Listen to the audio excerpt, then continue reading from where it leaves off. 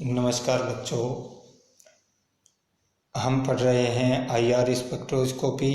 और IR spectroscopy में अब हम बात करते हैं आईआर बैंडों की तीव्रता और स्थिति के बारे में कि आईआर जो बैंड हमें प्राप्त होते हैं आईआर स्पेक्ट्रोस्कोपी में उनकी तीव्रता और उनकी पोजीशन जो है क्या होती है।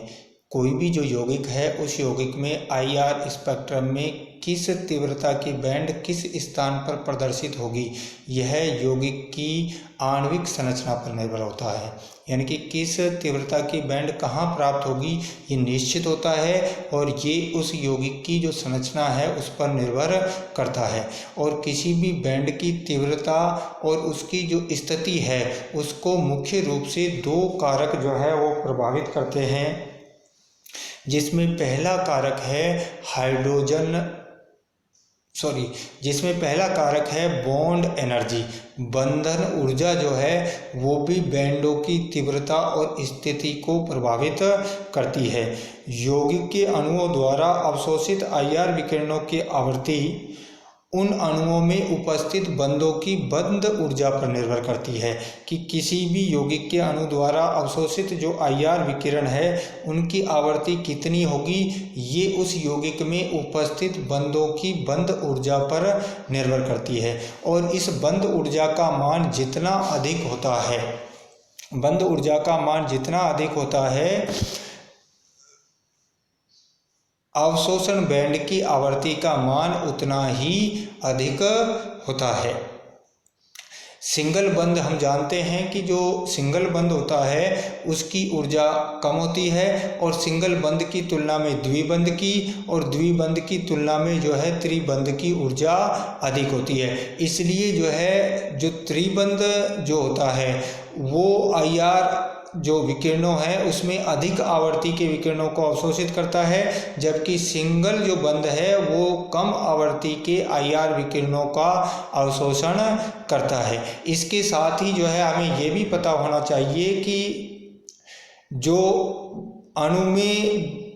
के मध्य के जो बंध होते हैं, बीच के जो बंध होते हैं उनमें केवल तनन कंपन पाए जाते हैं, जबकि सिरे वाले जो बंध होते हैं उसमें तनन और बंकन दोनों प्रकार के कंपन पाए जाते हैं। हमें ये भी पता होना चाहिए कि जो तनन कंपन होता है उसके लिए ज़्यादा आवृत्ति के विकिरणों की आवश्यकता होती है, जबकि बंकन कंपन जो है कम आवृत्ति के विकिरणों का अवशोषण करते हैं। तो इस सारी चर्चा से जो है हमें ये पता लगता है कि आईआर स्पेक्ट्रोस्कोपी में किसी भी अणु के द्वारा अवशोषित जो आईआर विकिरण है उनकी आवृत्ति बंध की प्रकृति पर निर्भर करता है। बंध जितना अधिक मजबूत होगा, बंध ऊर्जा का मान जितना अधिक होगा, अवशोषित आईआर विकिरणों की आवृत्ति जो है उतनी ही अधिक होती है। और हम सब जानते हैं कि सिंगल बंध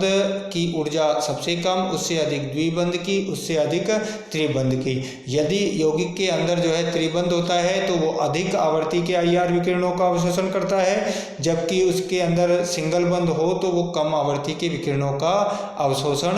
करता है।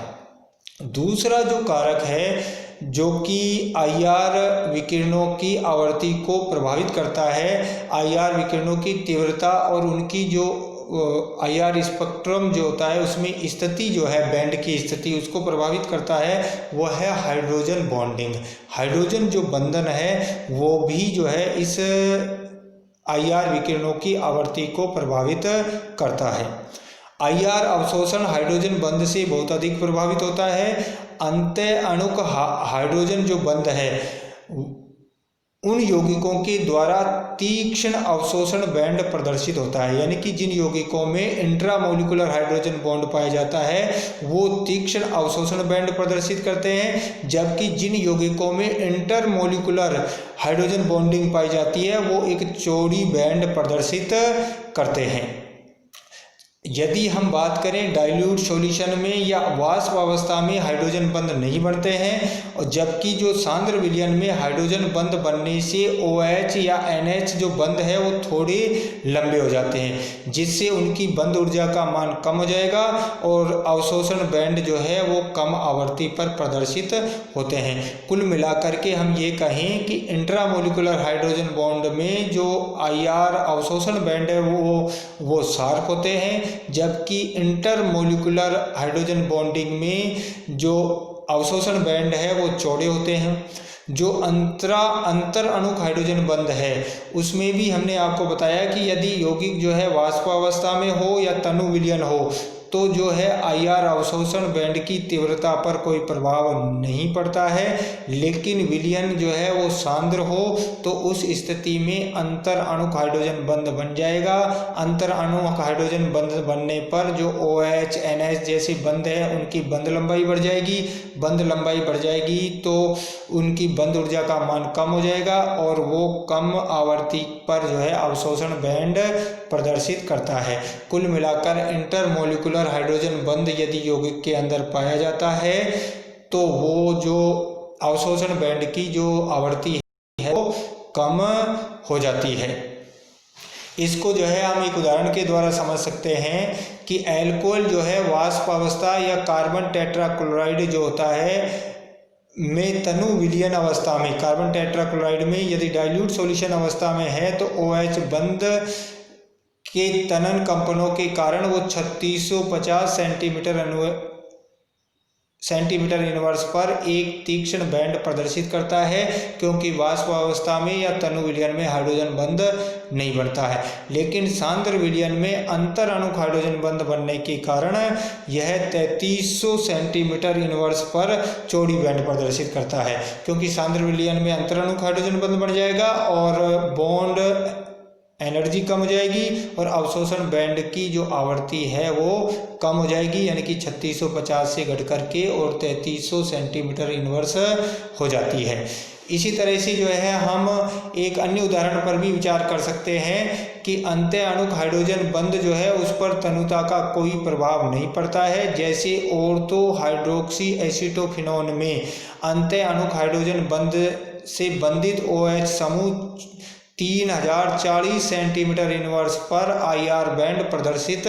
करता है, लेकिन पैरा हाइड्रोक्सी एसीटोफिनोन में अंतर अणुक हाइड्रोजन बंध बनने के कारण यह 3130 सेंटीमीटर इनवर्स पर IR बैंड प्रदर्शित करता है। अंत्य अणुक हाइड्रोजन और अनंत तनुता पर जो है वो 3600 सेंटीमीटर पर विस्थापित हो जाता है। कुल मिलाकर के बात यह है कि जो इंट्रामोलिकुलर हाइड्रोजन बॉन्ड है उसके कारण जो ऑर्थो हाइड्रोक्सी एसीटोफिनोन है वो तो 3040 सेंटीमीटर इनवर्स पर एक तीक्ष्ण बैंड प्रदर्शित करता है,